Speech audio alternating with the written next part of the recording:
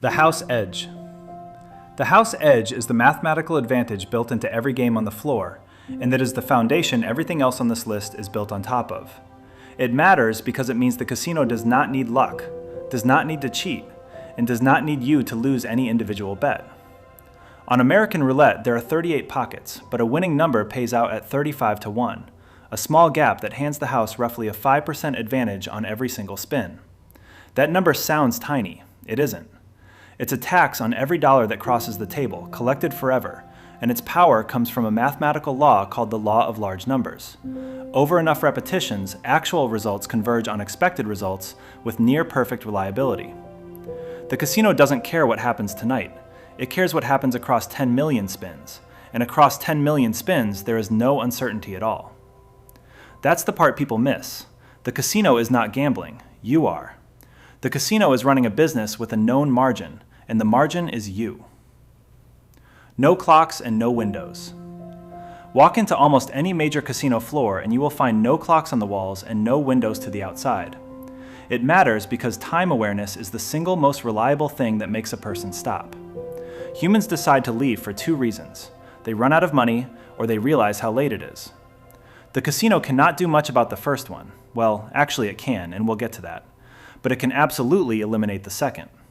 Without daylight, without a clock, without any environmental marker of time passing, your internal sense of duration collapses. Players routinely report walking out of a casino at 4 a.m., genuinely believing it was still late evening. The lighting is kept at a constant, warm, day-neutral level that never shifts. It is a room engineered to be permanently 8 p.m., the hour when nobody has any reason to go home yet. The maze. The layout of a casino floor is not accidental, and it is not designed for your convenience. It matters because getting you to the exit is the last thing the building wants. The classic design, pioneered by Bill Friedman, a former casino operator who literally wrote the textbook on this, uses low ceilings, narrow winding paths, no straight sight lines, and machines arranged in disorienting clusters so that at any moment you are surrounded on all sides by games and cannot see a door. There is no obvious route to anywhere. The bathrooms are placed deep inside so that a trip to the toilet is a walk past 100 slot machines. Some newer casinos use a competing philosophy, the playground design, with high ceilings, natural landmarks, and a sense of luxury and openness. The two schools argue about aesthetics. They agree completely on the goal: keep you inside, keep you moving past games, and never ever make the exit obvious. Free drinks. The complimentary alcohol served to players on the floor is one of the most transparently profitable giveaways in any industry. It matters because it is not generosity. It is a chemical intervention in your decision-making. Alcohol reliably impairs risk assessment, reduces impulse control, and increases confidence. Every one of those effects is worth money to a casino. A drink that costs the house a few dollars can easily extract multiples of that in altered betting behavior. And the delivery system is engineered too. Drinks are brought to you, at the machine, by a server, so that at no point do you have to stop playing to get one. The moment you'd have to stand up and walk to a bar is a moment you might decide to leave instead. So the bar comes to you. You are being kept in the chair, and you are being handed something that makes you worse at deciding to leave it. Chips instead of cash. Casinos do not let you bet with money. They convert your money into colored plastic discs first. It matters because of a well-documented psychological effect. People spend more freely when the medium of exchange is abstracted away from real currency. It's the same reason contactless card payments increase spending compared to cash.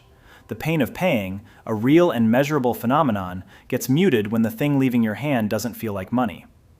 A $500 stack of chips does not register in the brain the way $500 bills do. It registers as a game token. And the casino makes it worse by making the chips beautiful, weighted, textured, satisfying to stack and riffle. They turned your rent into a toy, and then made the toy fun to hold. The near miss. When a slot machine stops with two jackpot symbols on the pay line, and the third symbol lands just one position above or below, that is a near miss. It matters because that is not a coincidence, and on many machines it is not random. It is engineered to occur far more often than chance would produce. Studies have found that near misses activate reward pathways in the brain in a way that resembles an actual win, despite being a total loss. It's a defeat that feels like an almost victory, and the brain responds by wanting to try again immediately. It's such an effective manipulation that regulators in some jurisdictions have restricted how heavily machines can weight virtual reals to produce them. Think about what that means. The near miss was so powerful that it had to be legally limited. You lost. The machine congratulated you for almost not losing. And it worked. Losses disguised as wins. On a modern multi-line slot machine, you might bet $1 across 20 pay lines, hit a winning combination on one of them, and win 30 cents. You have lost 70 cents. The machine plays a celebration, lights, rising music, coins clattering, the win amount displayed proudly. It matters because your brain does not track the net.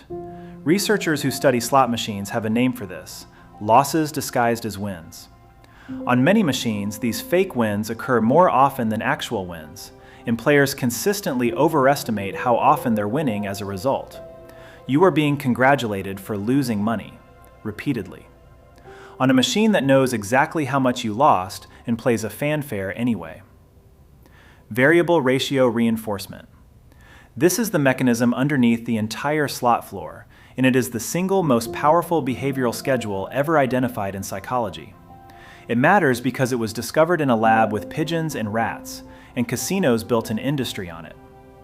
In B.F. Skinner's experiments, animals rewarded on a fixed schedule, a pellet every 10 presses, press the lever calmly. Animals rewarded on a variable, unpredictable schedule, a pellet at random, sometimes soon, sometimes after 100 presses, pressed compulsively, obsessively, and kept pressing far longer after the reward stopped entirely. Unpredictable reward produces the most persistent behavior we know how to create.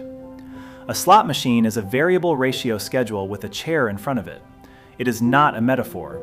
It is the same mechanism, wired into a machine that takes your money, and it is the most durable form of behavioral conditioning humans have ever found. Comps and loyalty tiers. The free room, the free buffet, the player's card that tracks your play and grants you status, silver, gold, diamond, whatever the tier is called. It matters because these are not rewards for being a good customer. They are calculated returns on your expected loss. Casinos track every dollar you wager on the card, compute your theoretical loss, the amount the house edge says they will extract from you over time, and hand back a fraction of it as comps. A free steak dinner is not a gift. It is a rebate on a mathematically predicted loss you haven't finished paying yet. And the tier system adds a second hook on top: status. Once you're gold, you don't want to drop to silver, so you keep playing to maintain a rank whose only function is to make you keep playing. They sold you loyalty to the machine that's beating you. The ATMs on the floor. Every casino has cash access machines located directly on the gaming floor, and this is arguably the most brazen item on the list. It matters because running out of money is the strongest natural stop signal a gambler has, and the casino has installed a device that removes it. The single most protective moment in a losing session, the moment your wallet is empty and the session ends by force, has been engineered into a minor inconvenience solved by a 30-second walk. Some jurisdictions have banned ATMs from gaming floors specifically because of the harm they cause. Where they're legal, they stay. Because the entire architecture of the building exists to prevent you from leaving, and an empty wallet is the one thing that would make you.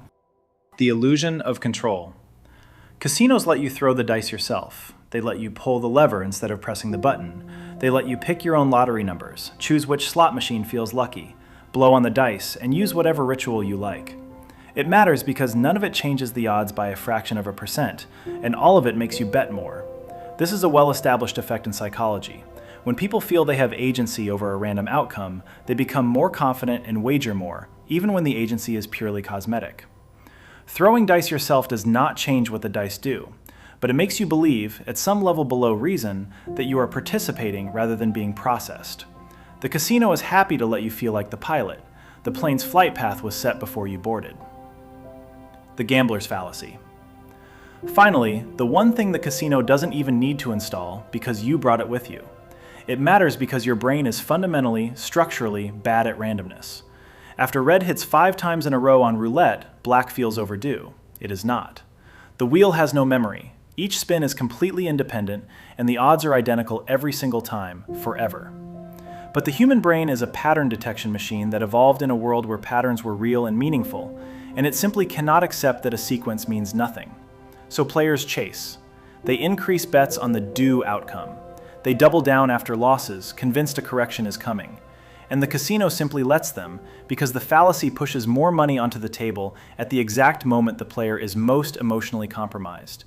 And every extra dollar bet is another dollar taxed by the house edge. This is the whole design, revealed. The casino is not a den of cheats. It's a building where every single element, the light, the layout, the drinks, the chips, the sounds, the rewards, the ATMs, has been tuned to keep you making bets on a system that is guaranteed, by arithmetic, to take your money over time. It doesn't need to cheat. Cheating would imply the math wasn't enough. The math is enough. It always was. The only winning move was to notice the building was built for this, and you noticed it too late, because the building was designed to be noticed too late.